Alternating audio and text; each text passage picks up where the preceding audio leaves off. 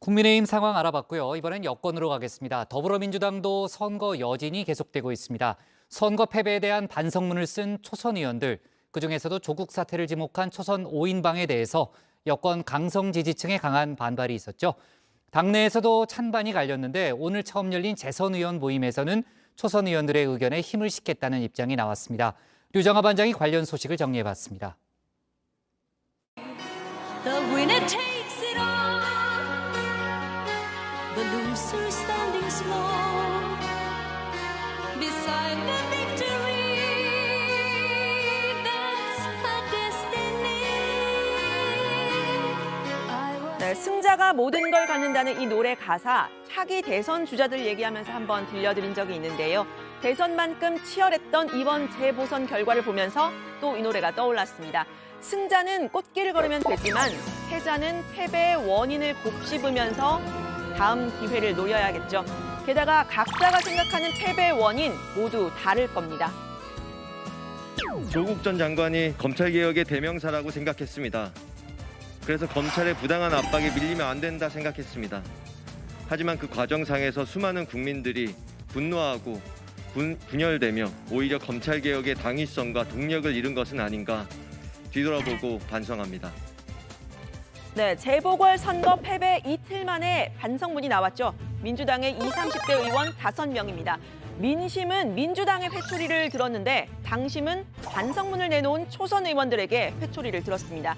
온라인상에 이른바 좌표가 찍힌 5명의 의원들 수천 건의 항의 전화와 문자를 받았다고 합니다. 이렇게 후원금을 회수하겠다는 문구도 쓰여 있는데요. 초선 오적에 초선족까지 원색적인 비판이 쏟아졌습니다. 2년 전의 조국 사태를 패인으로 지목한 점이 이유입니다. 게을렀다, 정직하게 반성하고 싶었다라고 했습니다.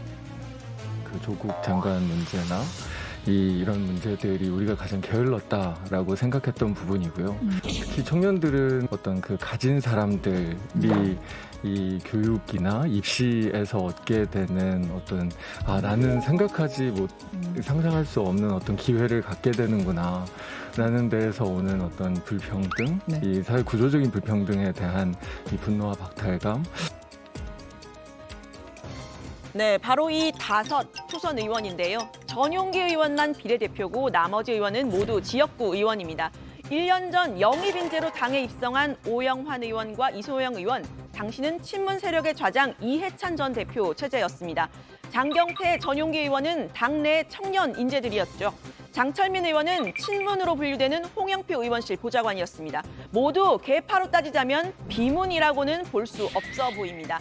5 의원 주말 동안 추가로 입장문을 냈는데요. 여권 내 강성 지지층 친문을 공격하기 위한 것이 아니란 점을 분명히 했습니다. 민주당이 지향해온 가치와 방향 분명히 옳다라면서 내부의 적폐에 대해서 치열하게 토론해 가겠다고 했습니다. 결코 친문과 비문을 나누어 책임을 묻지 말아 주십시오. 특정인이나 특정 세력의 책임론만을 주장하는 분들은 부끄러워하셔야 합니다. 우리 모두의 책임입니다.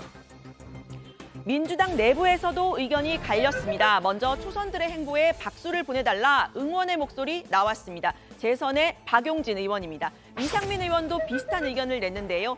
선거 참패에 대한 치열한 논쟁이 필요하다는 겁니다. 비난의 문자 폭탄 그리고 비난의 댓글 이런 것들 때문에 오히려 입을 닫게 만들면 당은 더 경직될 거고요. 역동성 있는 민주당을 바라던 국민들은 오히려 더 많은 실망을 하게 될 수밖에 없습니다. 그렇게 되면 당은 더 큰 패배로 갈 수밖에 없죠. 더불어민주당은 강성일색 또는 아주 불통 이런 이미지가 강했고 또 특히 젊은이들한테는 기득권이라는 그런 이미지까지 더 씌워져 있기 때문에 이거에 대한 탈바꿈하기 위한 각고의 노력이 필요하다고 생각되는데 네, 반면에 비판의 목소리도 나왔는데요. 신문 3선 김경협 의원입니다. 이른바 조국 사태를 패인으로 보는 데에 동의할 수가 없고 입장문의 표현들도 신중하지 못했다고 했습니다.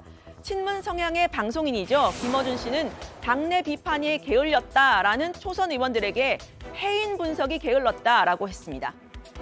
조국 장관 문제, 그런데 사실 이 문제는 작년 총선 이전에 발생했던 문제거든요. 그리고 총선 때 이미 평가받은 사안으로 보고요.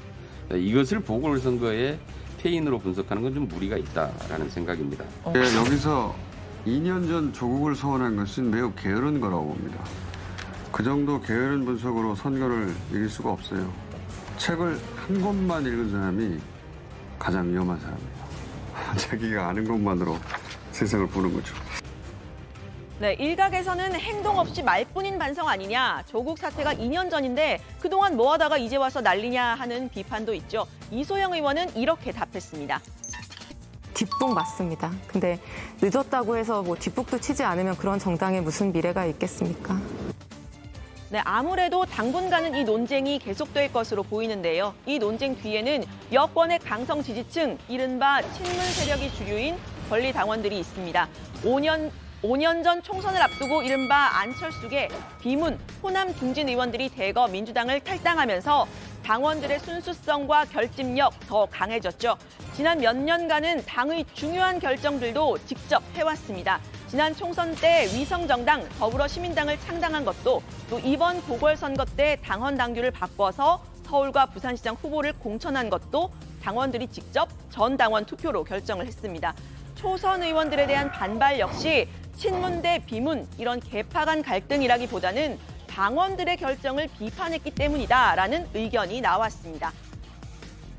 사실은 이제 당원들이 압도적인 또 다수로 또 결정한 사안들에 대해서 뒷부분에 대해서 이제 뭐 이걸 많이 이제 부정을 하려고 하니까 당원들의 입장에서는 당연히 이제 반발이 있을 수 있다라고 생각을 하고요. 네, 문제는 당심과 민심의 차이입니다. 아까 말씀드렸지만 민주당의 회초리를 때린 민심, 반성하는 의원들의 회초리를 때린 당심, 이 괴리를 어떻게 극복할 것인가, 이 부분이 과제인 겁니다. 민주당 후보로 나섰던 박영선 전 의원, 선거 초반에 문재인 보유국을 말하면서 이른바 친문 마케팅을 폈었죠. 박 전 의원 당내 경선에서 압도적으로 승리했을 때만 해도 당심과 민심은 같다라고 했었지만 막상 선거에 돌입하고 시민들을 만나면서는 점퍼에서 당명도 떼고 정부와는 정책적으로 이견이 있다고도 얘기를 했었습니다. 저는 문재인 정부가 부동산 정책을 잘했다고 생각하지 않습니다. 많은 분들이 가슴속에 부동산 때문에 응어리진 거 제가 다 풀어드리겠습니다. 네, 박 전 의원 주말 동안에 당내 갈등이 계속되자 페이스북에 글을 썼습니다. 잘못된 것이 있다면 박영선을 나무라시고 내년 목련이 필 때까지 단합해달라 호소했습니다. 우리가 나아가야 할 길은 오직 하나, 정권 재창출을 위해 매진하는 것이라고도 했는데요. 대선이 불과 11개월, 그리고 정규 지방선거 14개월 앞으로 다가왔습니다. 오늘자 정당 지지도를 한번 살펴보면요. 국민의힘이 39.4%, 민주당이 30.4%입니다. 국민의힘은 창당 이후에 최고치를 경신했습니다. 도종환 비상대책위원장은 연일 질서 있는 쇄신을 말하고 있습니다. 민주당 초선 의원들은 오늘 두 번째 모임을 가졌습니다. 재선 의원들도 첫 모임을 가졌는데요. 두 모임 다 30명 이상씩 많은 의원들이 모였습니다.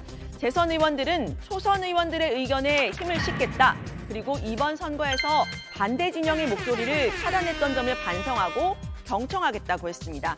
모임에서는 조국 사태에 대한 자성론도 나왔지만 입장문에는 대다수의 동의가 담겨야 하기 때문에 조국이라는 이름은 빠졌다고 합니다. 관련 소식은 들어가서 더 이야기해보기로 하고요. 오늘 발제는 이렇게 정리합니다. 조국 건드린 초선 의원의 항의 폭발, 초재선 연쇄 모임으로 쇄신책 논의.